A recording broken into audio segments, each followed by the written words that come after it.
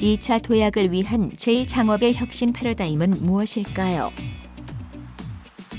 오늘날 정주영, 이병철과 같은 창업 세대가 일으킨 조선, 철강, 자동차, 전자 등 우리나라 주력 산업들이 모두 이대를 거치면서 수명 주기 곡선상 성장의 변곡점에 이르렀습니다. 3대에 이르러 우리 기업들이 정체하고 있는 이유입니다. 제2창업은 혁신 패러다임 자체를 혁신하는 것입니다.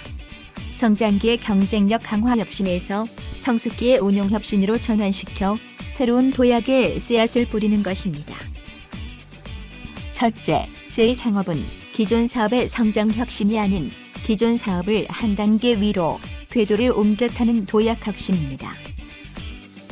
기업은 1, 2대에 걸친 성장 단계에서 3대에 이르러서는 도약 단계로 넘어가야 합니다. 따라서 제2창업은 기존 사업의 성장 혁신이 아니라 한 단계 위로의 도약 혁신입니다.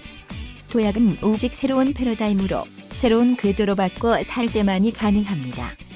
그렇다면 새로운 패러다임은 어떻게 찾을 수 있습니까?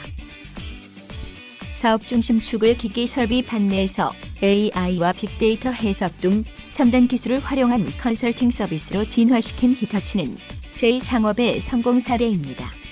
반면 같은 종합전자회사인 도시바는 과거 방식의 혁신 패러다임을 고수함으로써 여전히 위기에서 벗어나지 못하고 있습니다.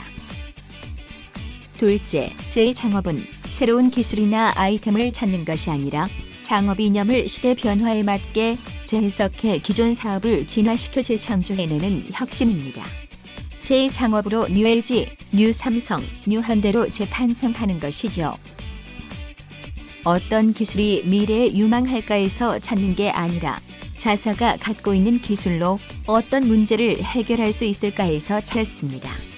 기술보다 사회 문제를 읽어내는 안목이 더 중요합니다. 2014년 마이크로소프트 새 CEO 나델라는 PC에서 스마트폰으로 이동하는 트렌드로 갈아타는 픽 리프레쉬를 선언하고 부활에 성공했습니다. 그는 마이크로소프트의 새로운 사업 이념을 지구상의 모든 사람, 기업에게 힘을 주고 더 많은 일을 이루게 하자로 했습니다. 셋째, 제2창업은 기업을 더 키우려는 것이 아니라 키워놓은 기업을 어떻게 운용할 것이냐에 관한 것입니다.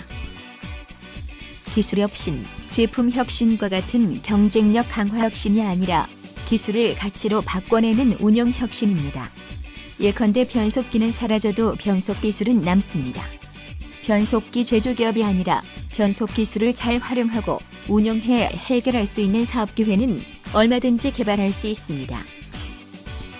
이처럼 제2창업에 성공하기 위해서는 반드시 사업과 기업을 진화시킬 뉴 패러다임의 운영 비전을 찾아야 합니다.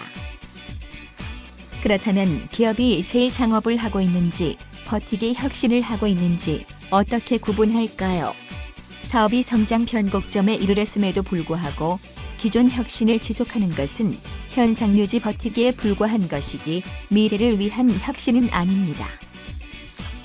기존 혁신과 제2창업을 위한 운영 혁신의 차이점에 대해 더 많은 정보를 얻고 싶으면 뉴 패러다임 미래 연구소의 관련 콘텐츠를 참고하십시오.